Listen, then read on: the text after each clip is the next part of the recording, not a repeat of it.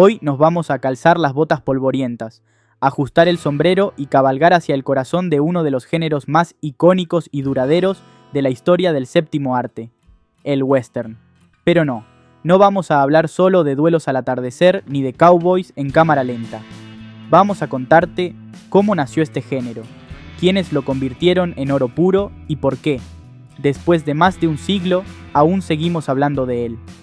Todo comenzó con una película de apenas 12 minutos, sin sonido y rodada no en Texas, sino en los bosques de Nueva Jersey. En el año 1903, The Great Train Robbery, dirigida por Edwin S. Porter, encendió la mecha. En ella, una banda de forajidos roba un tren, mata a algunos pasajeros y, claro, termina enfrentándose a la ley. Aunque hoy nos parecería una producción casi escolar, en su momento fue una revolución. Esta película introdujo elementos narrativos nunca antes vistos. Montaje paralelo, escenas exteriores reales y por supuesto acción. Además tenía un final que dejó a todos helados. Un bandido disparando directamente a cámara como si apuntara al espectador. Fue tan impactante que algunos testigos decían que la gente se tiraba al suelo en las salas. El éxito fue inmediato y marcó un camino. La audiencia quería más historias del viejo oeste. En esos años, el oeste aún estaba fresco en la memoria colectiva. Muchos de los protagonistas reales de esa época, como Buffalo Bill o los sobrevivientes de la Guerra Civil estadounidense, estaban vivos y algunos incluso asesoraban o actuaban en los primeros westerns. Durante las primeras décadas del siglo XX, el género fue creciendo. En los años del cine mudo, surgieron figuras como William S. Hart, un actor que interpretaba cowboys serios, con moral rígida y una mirada grave. Hart fue el primer gran héroe del western. Pero también estaba Tom Mix, que vino después y trajo un enfoque más aventurero y colorido, con trajes brillantes y acrobacias casi circenses. Su caballo, Tony, fue una celebridad por derecho propio. Cuando llegó el cine sonoro a finales de los años 20, el western encontró un nuevo impulso. Ya no eran solo imágenes, ahora se podía escuchar el silbido del viento, el relincho de los caballos, el tintineo de las espuelas. Uno de los primeros grandes westerns sonoros fue The Big Trail en 1930, y no solo por la técnica, fue la primera gran película de un joven actor llamado Marion Morrison, a quien el mundo conocería como John Wayne.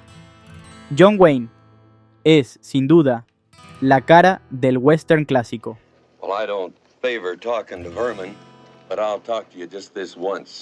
Con su andar pausado, su voz grave y su aire de tipo duro pero justo, protagonizó más de 80 películas del género. Fue la encarnación del cowboy idealizado, ese que defiende a los inocentes, enfrenta a los forajidos y no necesita muchas palabras para hacerse respetar. Pero detrás de ese mito hay otra figura clave, John Ford, su director favorito.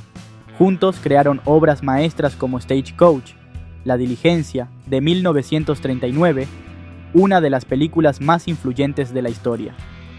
Ford entendió que el western no solo debía ser acción y tiros, sino también poesía visual. Sus paisajes del Monument Valley, con cielos infinitos y montañas majestuosas, se volvieron parte esencial del género. Durante los años 40 y 50, el western vivió su edad de oro. Se producían decenas de películas cada año. Las historias eran cada vez más complejas. Ya no se trataba solo de buenos contra malos, sino de dilemas morales, conflictos internos y personajes rotos. Películas como High Noon, a la hora señalada, de 1952, con Gary Cooper, introdujeron una carga emocional e incluso política. En ese filme, el sheriff se enfrenta solo a una banda de criminales, mientras todos los habitantes del pueblo le dan la espalda. Muchos vieron ahí una crítica directa al macartismo y al silencio cómplice de Hollywood frente a la persecución ideológica. En ese contexto surgieron también otras grandes estrellas. James Stewart, que ya era famoso por sus papeles dramáticos, se transformó en un vaquero más introspectivo. Henry Fonda, con su rostro noble, dio vida a sheriffs, granjeros y forasteros con valores firmes. Y por supuesto, Clint Eastwood, aunque aún estaba en sus primeros años, comenzaba a dejar su huella. Y hay otro detalle que muchas veces se pasa por alto. El western no solo fue cine, también fue una industria paralela de productos culturales que marcaron generaciones. Desde historietas como Lucky Luke, pasando por novelas pulp, de vaqueros y series de televisión como Bonanza, El Llanero Solitario o Gunsmoke, el oeste americano se filtró en el imaginario popular a través de todos los medios posibles. Incluso en países hispanos, como México o Argentina, nacieron versiones locales del western, mezclando tradiciones rurales propias con la estética del cowboy. El cine de vaqueros fue, durante décadas, una forma de exportar valores, miedos y mitos estadounidenses, pero al mismo tiempo fue adoptado y transformado por culturas que también conocían la dureza de la frontera y la vida en tierra salvaje. Pero el western también necesitaba renovarse. A finales de los 50 y sobre todo en los 60, el público comenzaba a cansarse del héroe impoluto. El mundo había cambiado. Había guerras, movimientos civiles, tensiones raciales. El cine ya no podía mostrar una visión tan blanca y simple del pasado. Y ahí apareció un italiano con un presupuesto mínimo y una idea clara: darle la vuelta al mito. Su nombre era Sergio Leone. El spaghetti western, como se conoció al subgénero producido principalmente en Italia y España, fue una explosión. Más violento, más crudo, con antihéroes sucios y amargados. Leone dirigió la llamada Trilogía del Dólar, protagonizada por Clint Eastwood. Por un puñado de dólares, por unos dólares más, y el bueno, el malo y el feo. Estas películas cambiaron para siempre la estética del western. Ya no había diálogos interminables ni caballerosidad. Ahora, había primeros planos intensos, silencios cargados de tensión y bandas sonoras inolvidables, compuestas por Ennio Morricone, otro gigante del género. Con Leone, Eastwood se convirtió en el rostro del nuevo western. Su personaje del hombre sin nombre era todo lo contrario al John Wayne de los 40. No hablaba, no explicaba sus acciones, no buscaba redención. Solo hacía lo que debía hacerse. Y esa ambigüedad moral conectó con un público que ya no confiaba tanto en las instituciones ni en los finales felices. A medida que avanzaba el siglo XX, el western fue perdiendo fuerza comercial, pero no calidad. En los años 70, directores como Sam Peckinpah mostraron un oeste decadente, lleno de sangre y traición. The Wild Bunch, Grupo Salvaje, es un ejemplo brutal de eso.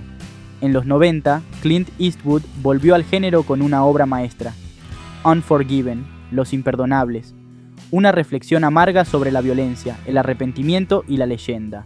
Ganó el Oscar a Mejor Película en 1992, demostrando que el western seguía vivo, solo que más adulto. Y si pensás que el western ya quedó en el pasado, pensalo de nuevo.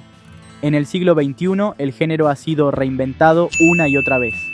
Directores como los hermanos Coen, True Grit, Quentin Tarantino, Django sin cadenas y Los 8 más odiados, o series como Westworld y Yellowstone han traído el espíritu del oeste a nuevas generaciones. Incluso videojuegos como Red Dead Redemption se han convertido en fenómenos globales, manteniendo viva la estética, los dilemas y la épica del western. ¿Qué tiene este género que nunca muere? Tal vez sea esa mezcla de libertad y peligro, de justicia y venganza, de paisajes infinitos donde todo parece posible, y nada es seguro. El western es, en esencia, una leyenda contada junto a una fogata. A veces glorifica, a veces critica, pero siempre nos enfrenta con una pregunta esencial. ¿Qué harías vos si nadie más estuviera mirando? Así que ya sabes, la próxima vez que veas un atardecer rojo y un caballo solitario cruzando el horizonte, pensá en John Ford, en Sergio Leone, en Eastwood, en la bala que disparó el bandido en The Great Train Robbery, y en cómo ese pequeño fogonazo cambió para siempre la historia del cine. Nos vemos en el próximo viaje, cinéfilos. Esto fue El Armadillo Uy. Hasta la próxima. Y como siempre decimos, cuando escuches espuelas, no te des vuelta, porque el oeste nunca se fue.